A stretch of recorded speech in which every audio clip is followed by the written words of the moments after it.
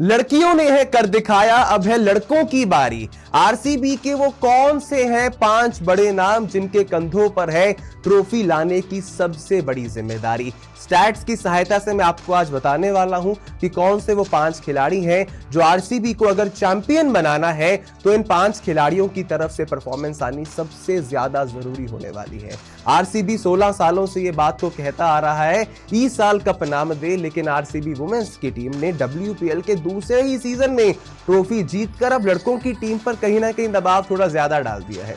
अब मैं आपको बताता हूं कि वो कौन से 5 खिलाड़ी हैं और वो कौन से स्टैट्स हैं जो इस बात का दावा करते हैं कि अगर आरसीबी को आईपीएल के 17वें सीजन में चैंपियन बनना है तो इन 5 खिलाड़ियों का चलना बहुत ज्यादा जरूरी है।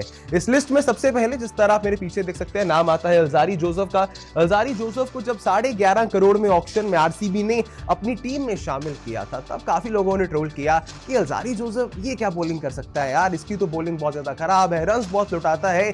लेकिन अगर उन्हीं ट्रोल करने वाले लोगों को मैं बताऊं कि डेथ ओवर्स के जो स्टैट्स है अल्जारी जोसेफ के टी20 के वो बेहद शानदार हैं, जिसमें 16 इनिंग्स के अंदर 111 गेंदें फेंकी हैं, सिर्फ 145 रन दिए हैं और 12 के एवरेज के साथ उन्होंने 12 विकेट्स भी अपने नाम पर किए हैं।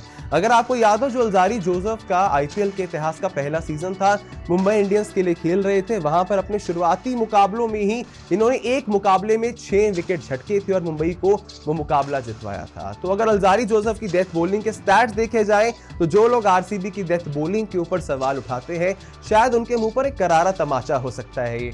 इसके बाद दूसरे नंबर पर नाम आ जाता है यहां से ग्लेन मैक्सवेल का। मैक्सवेल एक ऐसा खिलाड़ी है जिसके नाम के चर्चे हमने हमेशा से देखे हैं और अगर मैक्सवेल की पिछली 8 टी20 अंतरराष्ट्रीय क्रिकेट की पारियों को देख लिया जाए ये बताता है कि ग्लेन मैक्सवेल बहुत ज्यादा धुआंधार फॉर्म में है। स्टैट्स ऐसे कहते हैं 8 इनिंग्स के अंदर 309 रन बनाए हैं, पिछली 8 इनिंग में 2 बार सेंचुरी आई है, 200 का स्ट्राइक रेट है, 38 का एवरेज है और 120 नॉट आउट वेस्ट इंडीज के सामने इनका सर्वाधिक स्कोर रहा है। पिछला सीजन भी मैक्सवेल की फॉर्म बहुत ज्यादा शानदार रही है जब आरसीबी के लिए खेले थे। अब पिछले 8 टी20 मैचेस को देखते हुए नंबर बताते हैं कि बहुत धुआंधार फॉर्म में इस समय ग्लेन मैक्सवेल चल रहे हैं। और अगर आपको अब से 2 महीने पहले आया हुआ बयान याद हो ग्लेन मैक्सवेल को, उन्होंने कहा था कि जब तक मेरे पैर चलेंगे तब तक मैं आरसीबी के लिए आईपीएल में खेलूंगा। तो ऐसे में जितना जिगरा, जितना हम कह सकते हैं कि डिटर्मिनेशन हमें देखने को मिल रही है ग्लेन मैक्सवेल की तरफ से, ये भी वो दूसरे सबसे इंपॉर्टेंट खिलाड़ी होंगे जिनके कंधों पर आरसीबी को जितवाने की जिम्मेदारी होगी। इसके बाद तीसरे नंबर पर नाम आ जाता है कप्तान फैफ डु प्लेसिस का। फैफ की अगर बात करें तो अभी हाल फिलहाल में SC20 के एक इंपॉर्टेंट नॉकआउट मैच में इन्होंने मैच विनिंग नॉक खेली थी, हाफ सेंचुरी बनाई थी और अपनी टीम को प्लेऑफ तक पहुंचाया था। उसके अलावा अगर हम देखें फैफ डु प्लेसिस के स्टैट अपने home ground M Chinnaswamy stadium पर वो भी बहुत शानदार है। 10 इनिंग्स के अंदर 435 रन बनाए हैं, 79 नॉट आउट का हाईएस्ट स्कोर है, 62.14 का एवरेज है, 155 का स्ट्राइक रेट है और 10 पारियों में से 5 बार इन्होंने इस मैदान के ऊपर जो है वो हाफ सेंचुरी बनाई है। पिछले सीजन में अगर हमें याद हो जब बैटमैन के इश्यूज चल रहे थे, विराट कोहली इनकी जगह पर कप्तानी कर रहे थे, तब इंजरी के साथ भी बतौर इंपैक्ट प्लेयर खेलते हुए फैफ ने ऑड 90 रन की एक पारी खेली थी, जो बताता है भला इंजरी हो या फिर उम्र हो गई हो या फिर इनकी अभी हम हाल फिलहाल के SC20 के फॉर्म को देख लें तो फैफ एक मैच विनर प्लेयर हमेशा से रहते हैं और कप्तानी भी बेहद शानदार रही थी इनकी।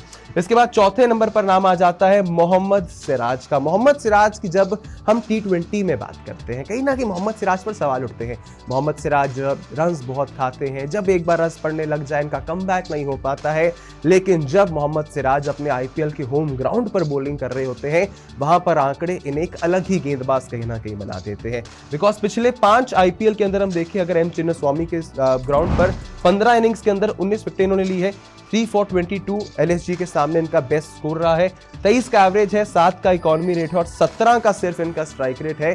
तो विद द बॉल नई गेंद के साथ खासकर मोहम्मद सिराज आरसीबी के लिए एक स्टार बॉलर बनकर साबित हुए हैं। इसीलिए शायद जब आरसीबी ने पिछली मेगा ऑक्शन से पहले सिराज को रखना बेहतर समझा था और पर्पल कैप जीतने वाले हर्षल पटेल को ड्रॉप किया था, क्योंकि एम चिन्नास्वामी पर खेलते हुए इनके स्टैट्स बहुत ज्यादा शानदार है और आपने 14 में से 7 मुकाबले तो अपने होम ग्राउंड पर ही खेलने हैं।